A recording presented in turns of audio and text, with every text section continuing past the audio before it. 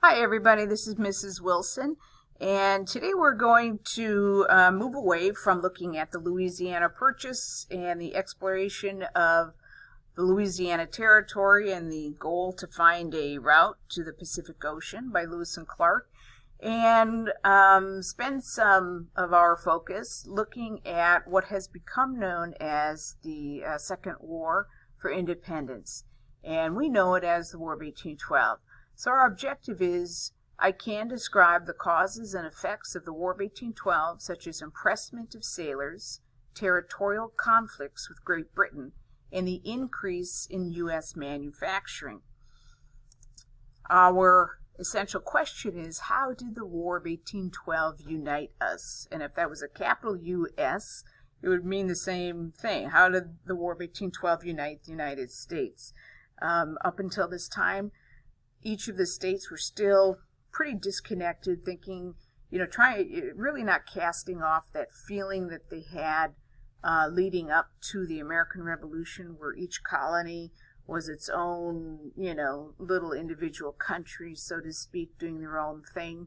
They still think like that even after the American Revolution. There's not a whole lot of unity. They're struggling to find out what this American identity is that they have. They're not really feeling like Americans yet, and this is, 30, 40 years after the American Revolution, and they still kind of identify more with their particular state, like Virginia or Pennsylvania or New York, as opposed to their country. They're New Yorkers first and Americans second. They're just not feeling it. They're not feeling that that sense of nation, that sense of unity, or that sense of identity.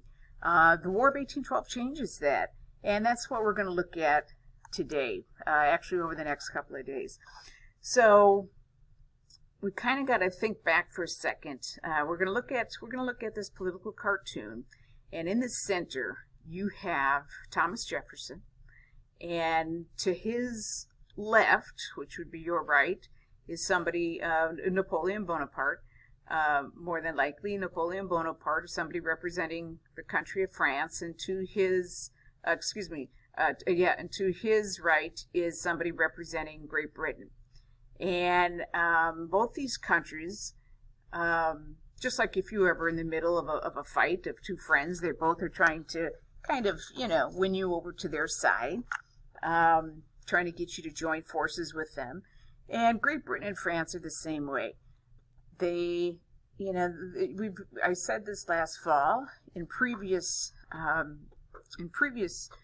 presentations that these two countries, they've been duking it out. They've been battling for centuries for control of Europe, for control of different parts of the world. And this doesn't end, after the American Revolution. It just continues. And they continue to battle one another during after the American Revolution, while Thomas Jefferson is president. And what they do is they try their very best to get the United States pulled into this battle between them. And George Washington was very determined as president to never get involved in foreign conflicts.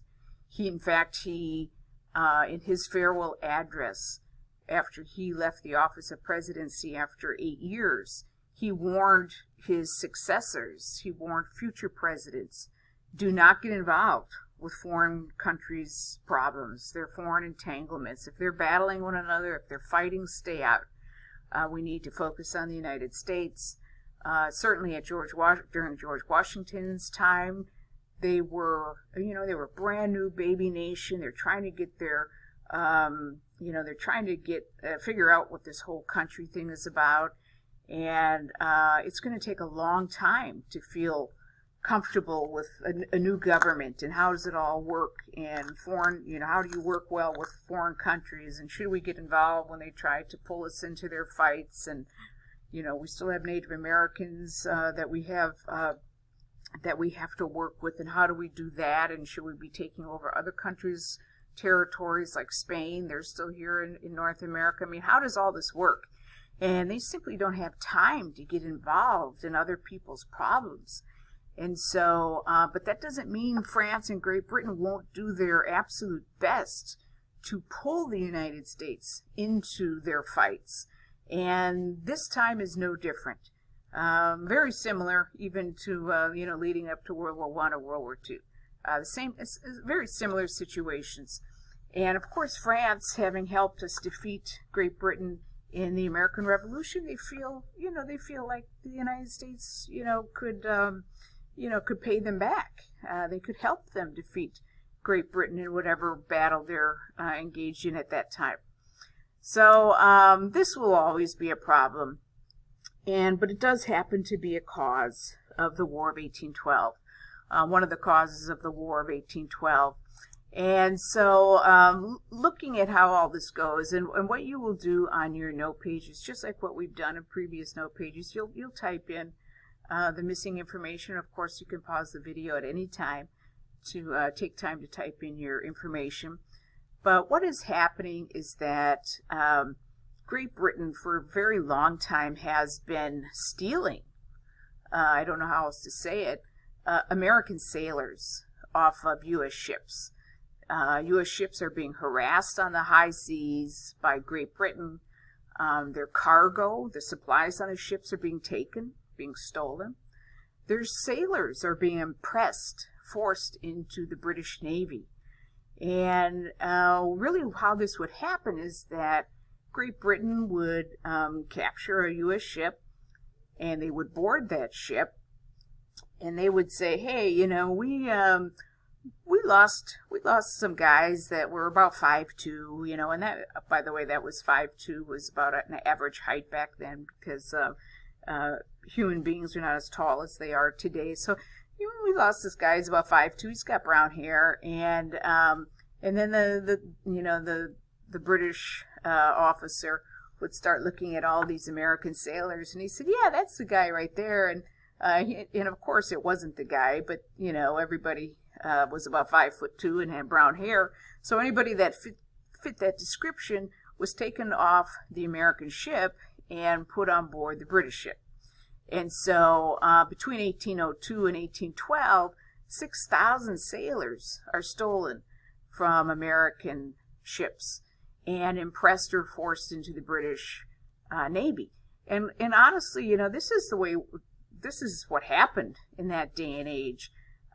Stealing men from other navies or armies, or even tribes, Native American tribes, or tribes in Africa or the Middle East, stealing men or kidnapping men from other tribes or from your enemy to fight in your tribe was just how you were able to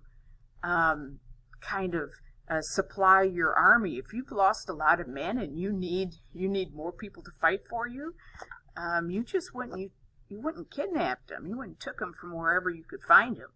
And so that was just the way of the world back then. And nothing the British did was unusual. I think what was unusual is that it went on so long. And even George Washington really established a precedent of remaining neutral between these two warring nations, even if it meant losing some Americans in the process. If American sailors had to be impressed into in the British Navy, then so be it. And by the way, this did happen even while George Washington was president. Now he's already dead by 1802. But things like impressment of sailors went on not long after the American Revolution was over with. Pirating of American ships went on for decades.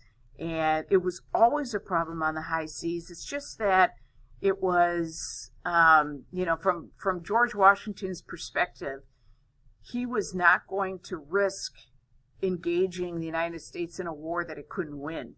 They didn't have the resources. They didn't have the money. they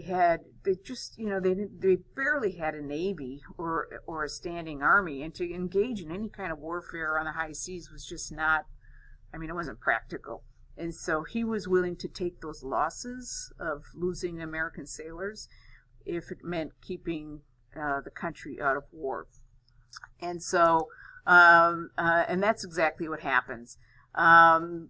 Cause number 2 that you enter on your notes, the British and French are always interfering with the U.S. ships. We know that. They're at war, seem to always be at war with one another. And they set up a partial blockade of U.S. ships so they could not supply the French. So Great Britain doesn't want the United States to help supply the French with any weapons or men, just like France did with America during the American Revolution. And so they blockade them. They prevent them from doing that. And France actually does the same thing in that it doesn't allow the United States to support Great Britain with any men or with any supplies. Another cause is that Americans thought that the British were pushing Native Americans to rebel against U.S. settlers. And guess what? That's exactly what was happening. And to be fair, Native Americans didn't need any help from anybody to rebel against westward expansion. They were pretty capable of doing that on their own. They fought back against U.S. westward expansion, but with the help of the British, they had better weapons, and they had more. They had a lot of men, that could help fight back against westward expansion. And really and truly, Great Britain had never left North America. Even after the American Revolution, they still have forts in the Northwest Territory. They have a lot of forts in Canada. They're doing a lot of trade in the Great Lakes area. They are a very, very strong, powerful presence in North America. So they never left North America. They just moved a lot of their operations to Canada and the Great Lakes. And they form an alliance with Tecumseh, who is a brilliant speaker. He is a brilliant leader, and he really travels throughout the Great Lakes area, especially in the Ohio and Illinois area and Indiana and so forth. And he is able to rally the various Native American tribes to kind of follow his lead and to fight back against any Americans, any settlers that move westward. So Tecumseh, a great war chief, and also just a little side note, a very famous general in the Civil War was named after Tecumseh, William Tecumseh Sherman, who fought with the Union Army. Kind of took his namesake after this great Native American war chief. A fourth cause is the western and southern members of the House of Representatives, one called the Warhawks, wanted to force the British out of Canada. So you have some members in Congress that are for war. They're tired of ships being harassed, sailors being oppressed. They want to get rid of Great Britain once and for all. They're tired of this kind of cat and mouse game that they have with Great Britain. They're tired of being bullied on the seas. They're tired of their cargo being taken. They're really, really super tired of Great Britain not respecting the United States. They don't really think the United States is a legitimate country, and they're just flat out tired of it. And so Henry Clay, a representative from the great state of Kentucky, insisted that they go to war with Great Britain and get Britain out of Canada, as well as just the Great Lakes area. And of course, you have some in Congress that are not at all in favor of going to war at that time. Cause number 5, they wanted to prove themselves as a nation. We weren't taken seriously. I mentioned this earlier. We needed to show them that the United States was not to be messed with. And what better way to do that than to finally just stop in our tracks, defend ourselves, and quit playing these games with Great Britain. All right, so what we are going to do now is we're going to stop here, and I'm going to have you answer the questions on the very bottom of your note page in the left-hand column, and we'll continue this and finish tomorrow.